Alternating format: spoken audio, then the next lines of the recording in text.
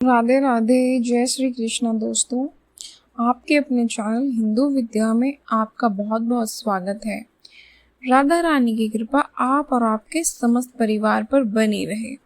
आज की वीडियो में मैं सुनाऊंगी आपको मार्गशीर्ष मास का चौथा अध्याय।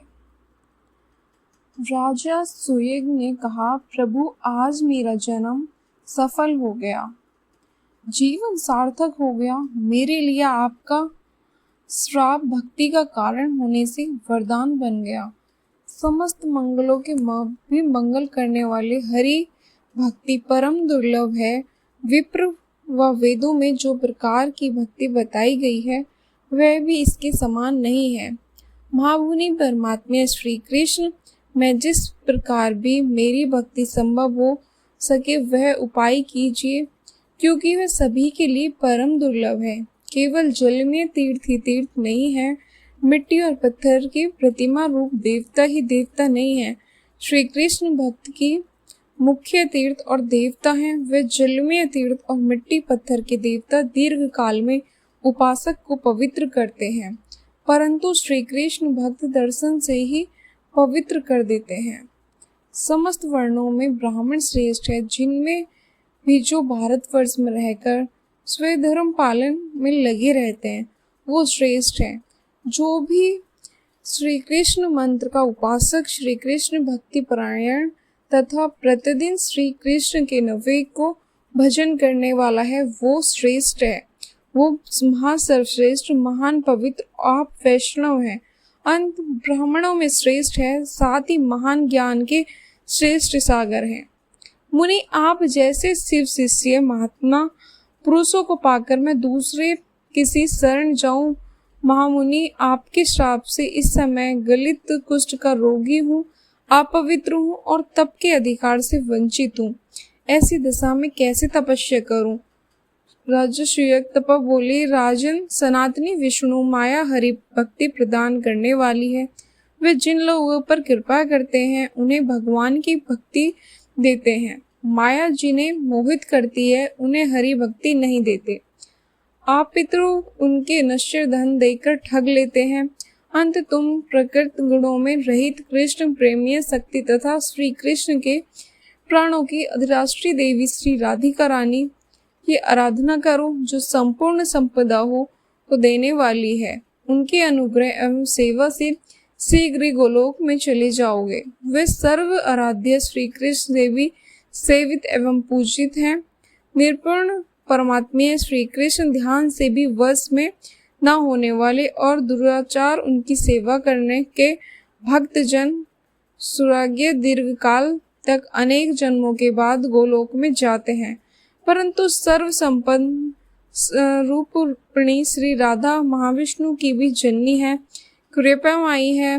अंत उनका सेवन करके भक्तजन शीघ्र गोलोक में चले जाते हैं। तुम 1 सहस्त्र वर्ष तक ब्राह्मणों का चरणोदक पीते रहो, इससे कामदेव के समान रूपवान और हीन हो जाओगे। जब तक पृथ्वी ब्राह्मणों के चरणोदक की पीती रहती है तब तक उस ब्राह्मण भक्त पुरुष के पितर कमल के पत्तों में जल पीते हैं। पृथ्वी पर जो भी तीर्थ हैं वह समुद्र में भी हैं, जो समुद्र में तीर्थ है वह सब ब्राह्मण के चरणों में है। ऐसा कहकर ब्राह्मण सूत राजा सुयग को सत्कार को ग्रहण करके अपने घर को चले गए। जाते जाते यह कह गए कि मैं 1 वर्ष के बाद फिर आऊंगा। शिवी राजा प्रतिदिन भक्ति भाव से ब्राह्मण के चरणों का दक पान करने लगा। उन्होंने 1 वर्ष तक ब्राह्मणों की पूजा की, उन्होंने भोजन कराया। वर्ष बीतते बीतते राजा रोग और व्याधि से मुक्त हो गया। फिर कश्यप कुल के अग्रणी मुनि श्रेष्ठ सतपारा की पूजा का विधान, स्तोत्र, कवच मंत्र और सामवेद उक्त ध्यान का राजा सुयग को उपदेश दिया और कहा, राजन शीघ्र घर छोड़कर निकल जाओ। ऐसा कहकर मुनि तो तपस्या के लिए चले गए और राजा तुरंत ही घर छोड़कर दुर्गम वन को चल दिया। राजा की चारों रानियों ने प्राण त्याग दिए और उनका पुत्र राजा हुआ। सुयग ने पुष्कर में जाकर दुष्कर तपस्या की। उन्होंने 100 दिव्य वर्षों तक श्री राधा के उत्कृष्ट मंत्र का जाप किया। तब उन्होंने आकाश में रथ पर बैठी हुई परमेश्वरी श्री राधा के दर्शन किए। उनके दर्शन मात्र से राजा के सारे पाप तप दूर हो गए। उन्होंने मनुष्य देह को त्याग दिया और दिव्य रूप धारण कर लिया। देवी श्री राधा उस रात्रे निर्मित विमान द्वारा राजा को साथ लेकर गोलोक में चली गई। राजा ने विरजा नदी तथा मनोहर सत्संग पर्वत से घिरे हुए श्री वृंदावन से युक्त तथा रास मंडल से मंडित गोलोक का दर्शन किए। वे गोपियों और गोप समूह में सेवित तथा रातेंद्र सार से निर्मित अत्यंत मनोहर भवनों द्वारा सुभूषित हो रहा था। भांति भांति के चित्र विचित्र दृश्य उसकी शोभा बढ़ाते हैं और वे कल्प वृक्ष युक्त 37 उपवन से शोभनीय है। बैकुंठ से 50 करोड़ योजना ऊपर वह शून्य में बिना किसी आधार की स्थिति है और भगवान की इच्छा से ही सुस्थिर है। आत्मा आकाश के समान नित्य है और हम लोगों के लिए भी परम दुर्लभ है। मैं नारायण अंत ब्रह्मा विष्णु धर्म शूद्र विराट गंगा लक्ष्मी सरस्वती पार्वती विष्णु माया सावित्री तुलसी गणेश सनत कुमार और स्कंद नर नारायण ऋषि कपिल दक्षिणा यज्ञ ब्राह्मण पुत्र तथा कृष्ण मंत्र के उपासक भारतीय वैष्णव इन सब ने ही गोलोक को देखा है, दूसरों ने इसे देखा नहीं है। उस गोलोक धाम में श्याम सुंदर श्री कृष्ण निर्मय रत्न सिंहासन पर विराजमान है। रत्नों के हार तथा रत्नमय भूषण से विभूषित है। अग्नि शुद्ध अत्यंत निर्मल चिन्मय पीताम्बर उनके श्री अंग की शोभा बढ़ाते हैं। उनके सारे अंग चंदन से चर्चित हैं। वो किशोर गो बालक के रूप में दिखाई देते हैं। नूतन जलंधर के समान श्याम कांति श्वेत कमल के समान नेत्र शरद की पूर्णिमा के चंद्रमंडल को तिरस्कृत करने वाला मंदहास्य से सुभूषित मुख मनोहर आकृति 2 भुजाएं और हाथ में मुरली, यही उनके रूप की झांकी है। भक्तों पर अनुग्रह करने के लिए ही वे दिव्य विग्रह धारण करते हैं। श्री कृष्ण स्वयं प्रकृति से परे पर ब्रह्मा स्वरूप निर्गुण परमात्मा है। ध्यान से भी वे वसु में आने वाले नहीं है। उनकी आराधना बहुत कठिन है। वो हमारे लिए भी परम दुर्लभ है। उनके प्रिय सखा 12 ग्वाल बाल सफेद चवलिए उनकी सेवा करते हैं। प्रेम पीड़ित स्वेग स्थिर योना चिन्मय वस्त्र धारणी रत्न भूषण भूषिरा गोपिका मंद मंद मुस्कुराती हुई उनकी छवि निहारती रहती है। रास मंडल के मध्य भाग में परात्मा पुरुष श्री कृष्ण के राजा सुयग ने इसी रूप में दर्शन किए। श्री राधा ने ही वहां उन्हें अपने प्राण वल्लभ के दर्शन कराए थे। चारों वेद मनोहर मूर्ति धारण करके उनके दर्शन कराए थे। राग रानियां भी मूर्तिमय होकर वाद्य यंत्र और मुख से उन्हें अत्यंत मनोहर संगीत सुनाती थी। शिवे नित्य सनातनी प्रकृति के साथ तुम भी सदा उनके चरण बंदों की सेवा करती हो। वे तुलसी दल से मंडित होते हैं तथा कस्तूरी कुमकुम गंध चंदन दुर्वा अक्षत पाए जात पुष्प तथा वर्जा के निर्मल जल से उनके लिए नित्य अर्घ दिया जाता है। उस समय उनकी बड़ी शोभा होती है। श्री कृष्ण के दर्शन करके संसिंग होकर राजा सुयग तुरंत रथ से उतर पड़े और नेत्रों से आंसू बहाते हुए पुलकित शरीर से भगवान के चरणों में मस्तक रखकर उन्होंने प्रणाम किया।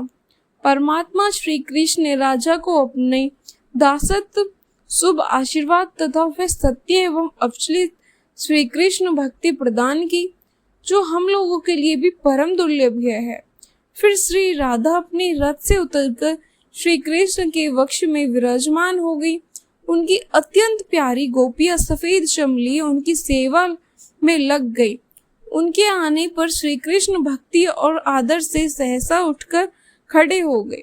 उन्होंने मंद मुस्कान के साथ श्री राधा के साथ वार्तालाप और उनका सम्मान किया। प्राचीन काल के विद्वान वेदों के कथन अनुसार पहले राधा नाम का उच्चारण करके पीछे कृष्ण या माधव कहते हैं। जो उनके विपरीत उच्चारण करते हैं या उन जगदम्बा श्री कृष्ण प्राणदिका एवं प्रेम्य शक्ति श्री राधिका की निंदा करते हैं। वो चंद्रमा तथा सूर्य की स्थिति पर्याप्त काल सूत्र नरक में यातना भोगते हैं, फिर 100 वर्ष तक स्त्री पुरुष से रहित तथा रोगी होते हैं। हे दुर्गे, इस प्रकार मैंने परम उत्तम राधिका आख्यान का वर्णन किया है। वो सती भगवती वैष्णवी सनातनी विष्णु माया मूल प्रकृति एवं ईश्वरीय नाम धारण करने वाली तुम ही हो। माया का आश्रय लेकर मुझसे पूछ रही हो। तुम स्वयं ही सर्वज्ञ संपन्न रूपोणी स्त्री जाति की अधि देवी तथा पूर्व जन्म की बातों को याद रखने वाली श्रेष्ठ परशक्ति हो। राधिका की कथा तो मैंने सुना दी, अब और क्या सुनना चाहती हो? तब देवी श्री पार्वती जी ने पूछा, भगवान, आप पुरुषों के ईश्वर श्री कृष्ण के मंत्र के होते हुए उन वैष्णव नरेश सुयग ने राधा का मंत्र क्यों ग्रहण किया? सुतपा ने राजा को श्री राधा की पूजा का कौन सा विधान बताया था तथा किस ध्यान, किस स्तोत्र, किस कवच तथा किस मंत्र का उपदेश दिया था? श्री राधा की पूजा पद्धति क्या है? ये सब बातें भी बताइए। तब श्री महेश्वर बोले, प्रिय राजा ने यह प्रश्न किया था कि हे विप्र, हे मुनि, मैं किसका भजन करूं, किसकी आराधना से शीघ्र गोलोक प्राप्त कर सकूंगा?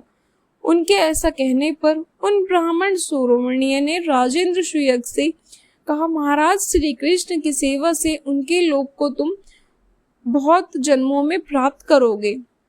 अंत उनके प्राणों की अधिराष्ट्री देवी परम तत्पर स्वरूप श्री राधा का भजन करो, वे कृपया माई हैं। उनके प्रसाद से साधक शीघ्र ही उनके धाम को प्राप्त कर लेता है। ऐसा कहकर मुनि ने उन्हें राधा के इस मंत्र का उपदेश दिया। वे मंत्र इस प्रकार है, ओम राधाय स्वाहा। इसके प्राणायाम भूत शुद्ध मंत्र न्यास कर न्यास अंग न्यास उनके सर्व दुर्लभ ध्यान स्तोत्र और कवच की भक्ति भाव से राजा को शिक्षा दी। राजा ने इसी क्रम से उस मंत्र का जाप किया। साथ ही श्री कृष्ण ने पूर्व काल में जिस स्थान के द्वारा श्री राधा का चिंतन एवं पूजन किया था, उसी सांब वेदों के ध्यान से उनके स्वरूप का चिंतन किया। वे ध्यान मंगलों के लिए मंगलकारी है। श्री राधा का ध्यान इस प्रकार किया कि श्री राधा की अंग कांति श्वेत चंपा के समान गौर है। वे अपने अंगों में करोड़ों चंद्रमा हो समान मनोहर कांति धारण करती हैं। उनका मुख शरद ऋतु की पूर्णिमा के चंद्रमा को लज्जित करता है। दोनों नेत्र शरद काल को प्रफुल्ल कमलों की शोभा को छीन लेते हैं। वे श्रेष्ठ सुंदरी हैं। मुक्ता की पक्ति को तिरस्कारित करने वाली दंत पंक्ति उनके मुख की मनोहर को बढ़ाती है। वे रत्नों के हार से विभूषित है। रत्नमय केयों और कंगन धारण करती हैं। रत्न निर्मित विचित्र कुंडल उनके दोनों कानों की विद्री करते हैं। सूर्य प्रभा की प्रतिमा रूप कपोल युगल से वे सुभूषित होती है। उत्तम रत्नों के सार तत्व से निर्मित किरीट मुकुट उनकी उज्जवल को जागृत करता है। रत्नों की मुद्रिका और भाषक उनकी शोभा बढ़ाते हैं। वे मालती के पुष्पों और हारों से अलंकृत केश पास धारण करती हैं। कस्तूरी की वेदी, चंदन की बिंदु और सिंदूर की टकी से उनके मनोहर श्रीमंत का निर्म भाग अत्यंत उद्दीपित दिखाई देता है। रास में राशेश्वर के सहित विराजित राजेश्वरी राधा मैं भजन करता हूँ।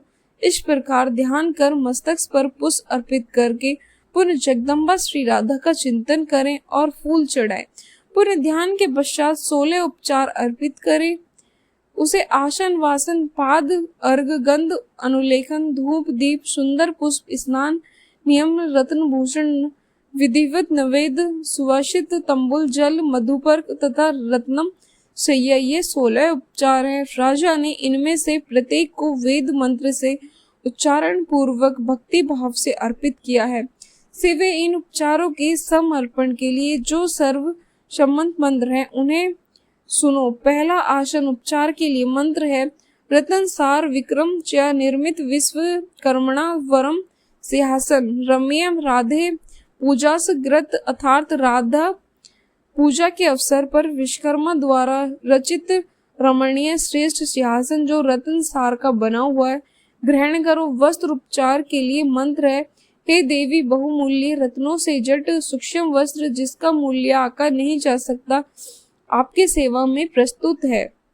ये अग्नि से शुद्ध किया गया है, चिन्मय एवं स्वभावत निर्मल है, इसे स्वीकार करो। पाद के लिए मंत्र है, हे राधे, उत्तम रत्न सार द्वारा निर्मित पात्र में संपूर्ण तीर्थों का शुभ जल आपकी सेवा में अर्पित किया गया है। आपके दोनों चरणों को पकने के लिए ये पात्र जल, इसे ग्रहण करो। अर्घ के लिए मंत्र है, हे राधे, दक्षिणाव्रत शंख में रखा हुआ धूर्वा पुष्प चंदन तथा तीर्थ जल से युक्त यह पवित्र अर्घ प्रस्तुत है, इसे स्वीकार करो। गंगा के लिए बोले गए, राधे, पृथ्वी दिव्यों से सुभूषित अत्यंत सुगंधित मंगल उपयोगी तथा पवित्र गंध मुझसे ग्रहण करो। अनुलेपन चंदन का मंत्र है, देवेश्वरी, कस्तूरी, कुमकुम और सुगंध से युक्त है सुगंधित चंदन चूर्ण अनुलेखन के रूप में आपके सामने प्रस्तुत है, इसे स्वीकार करो। धूप के लिए मंत्र है, देवी वृक्ष की पोन तथा प्रयुक्त द्रव्यों से युक्त ये धूप प्रज्वलित अग्नि शिखा से निर्मित धूप के रूप में प्रस्तुत है, मेरी इस वस्तु को ग्रहण करो। दीप के लिए मंत्र है, परमेश्वरी अमूल्य रत्नों से बना हुआ यह परम उज्ज्वल शोभाशाली रत्न प्रदीप अंधकार भय को दूर करने वाला है, इसे स्वीकार करो।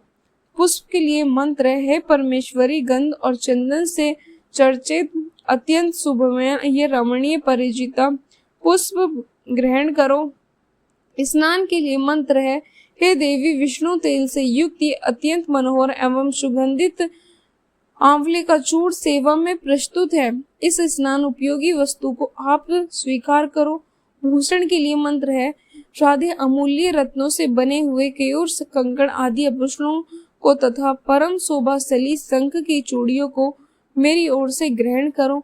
नैवेद्य के लिए मंत्र है, हे देवी, देश काल के अनुसार उपलब्ध हुए पके फल तथा लड्डू आदि उत्तम मिष्टान नैवेद्य के रूप में प्रस्तुत किए गए हैं, इसे स्वीकार करो। तंबुल और जल के लिए मात्र है, देवी, कपूर आदि से वाषित सब भोगों से उत्कृष्ट रमणीय एवं सुंदर तांबुल तथा स्वादिष्ट जल ग्रहण करो। मधुपर्क अर्थात दूध, दही, घी और शहद का मिश्रण के लिए जो मंत्र है, हे परमेश्वरी, रत्नमय पात्र में रखा हुआ ये मधुपर्क अत्यंत स्वादिष्ट तथा परम मनोहर है, मैंने भक्ति भाव से इसे सेवा में समर्पित किया है, आप कृपया करके इसे स्वीकार कर। सैया के लिए मंत्र है, हे देवी, श्रेष्ठ रत्नों के सार भाग से निर्मित अग्नि शुद्ध निर्मल वस्त्र से आच्छादित तथा पुष्प और चंदन से चर्चित ये सैया प्रस्तुत है, इसे ग्रहण करो। इस प्रकार देवी श्री राधा का सम्यक पूजन करके उनके लिए 3 बार पुष्पांजलि दी तथा देवी की 8 नायिकाओं को जो उनकी परम प्रिय परिचिका हैं, यत्न पूर्वक भक्ति भाव से पंचोपचार पूजन कर प्रिय उनके पूजन का क्रम पूर्व आदि से आरंभ करके दक्षिणाव्रत बताया गया। पूर्व दिशा में मालावती, अग्नि कोण में माधवी, दक्षिण में रत्नमाला, नेत्र कोण में सुशीला, पश्चिम में शशिकला, वायव्य कोण में परिजीता, उत्तम में पद्मावती तथा ईशान कोण में सुंदरों की पूजा करे। वित्र पुरुष व्रत काल में जूही, मालती और कमलों की माला चढ़ाए, फिर सामवेद उक्त रीति से परिहार नामक स्तुति करें। अब आप सभी ध्यानपूर्वक मेरे साथ इस स्तुति को करें। श्री राधा, तुम देवी हो, जगत जननी, सनातनी विष्णु माया हो, श्री कृष्ण के प्राणों की अतिराष्ट्रीय देवी तथा उनके प्राणों से भी अधिक प्यारी हो, शुभ स्वरूप हो, कृष्ण प्रेमीय शक्ति तथा श्री कृष्ण सौभाग्य रूपमणि हो, श्री कृष्ण की भक्ति प्रदान करने वाली मंगलदानी राधे, तुम्हें नमस्कार है। आज मेरा जन्म सफल है, आज मेरा जन्म सार्थक हुआ, क्योंकि श्री कृष्ण ने जिसकी पूजा की है वही देवी आज मेरे द्वारा पूजित हुई है। श्री कृष्ण के वक्ष स्थल में जो सर्व सौभाग्यशालिनी राधा है, वे रास मंडल में राचे राजेश्वरी, वृंदावन में वृंदा, गोलोक में कृष्ण प्रिय, तुलसी कानन में तुलसी, कृष्ण संग में चौथी पावती, चंपक कनन में क्रीड़ा, चंद्रवन में चंद्रावली, सत्य श्रृंग पर्वत पर सती, विरजा तटवर्ती कानन में विरचा, परम पद्मावती कृष्ण सरोवर में, कृष्ण कुंज कुटीर में, वृद्ध काम्य कवन में, काम्य वैकुंठ में, महालक्ष्मी नारायण के हृदय में, वाणी क्षीर सागर में, सिंधु कन्या मृत्युलोक में, हरिप्रिय लक्ष्मी संपूर्ण स्वर्ग में, देव दुख विनाशिनी स्वर्ग लक्ष्मी तथा शंकर की वक्ष स्थल पर सनातनी विष्णु माया दुर्ग है। वे अपनी कला द्वारा वेद माता सावित्री होकर ब्रह्म वक्ष में विलास करती है। देवी राधे, आप ही अपनी कला से धर्म की पत्नी एवं मुनि नर नारायण की जननी हो। आप ही अपनी कला द्वारा तुलसी तथा भुवन पावनी गंगा हो। गोपियों, आपके रोम कूपों से प्रकट हुई है। रोहिणी तथा रति आपकी कला की अंश स्वरूप है। शत्रुरूपा, सची और दत्री आपकी कला की कलश रूपोणी है। देव माता हरिप्रिय अदिति आपकी कलसा रूप है। सुबह देवांग और मुनि पत्नी आपकी कला से प्रकट हुई हैं।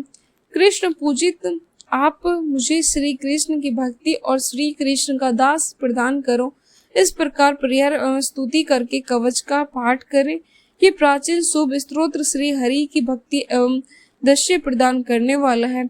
इस प्रकार जो प्रतिदिन श्री राधा की पूजा करते हैं वे भारतवर्ष में साक्षात श्री विष्णु के समान हैं। जीवन मुक्त एवं पवित्र उसे निश्चय ही गोलोक धाम की प्राप्ति होती है। हे शिवे, जो प्रतिवर्ष कार्तिक की पूर्णिमा को इसी क्रम से राधा जी की पूजा करते हैं वे राजस्व यज्ञ के फल का भागी होता है। इस लोक में उत्तम ऐश्वर्य से संपन्न एवं पुण्यवान होती है और अंत में सब पापों से मुक्त होकर श्री कृष्ण के धाम में जाता है। पार्वती आदि काल में सबसे पहले श्री कृष्ण ने इसी क्रम से वृंदावन के रास मंडल में श्री राधा की स्तुति एवं पूजा की थी। दूसरी बार आपके वर्ष से वेद माता सावित्री को पाकर सृष्टिकर्ता जी ने इसी क्रम से राधा जी का पूजन किया था। नारायण ने भी श्री राधा की आराधना करके महालक्ष्मी, सरस्वती, गंगा तथा भुवन पावनी परम शक्ति तुलसी को प्राप्त किया था। क्षीर सागर साई श्री विष्णु ने राधा की आराधना करके ही सिंधु सुता को प्राप्त किया था। पहली दक्ष कन्या की मूर्ति हो जाने पर मैंने भी श्री कृष्ण की आज्ञा से पुष्कर में श्री राधा की पूजा की। उसके प्रभाव से मैं तुम्हें प्राप्त किया। पतिव्रता श्री राधा की पूजा करके उनके दिए हुए वर से कामदेव ने रति को, धर्मदेव ने सती साध्वी मूर्ति को तथा देवताओं और मुनियों ने धर्म, अर्थ, काम एवं मोक्ष को प्राप्त किया।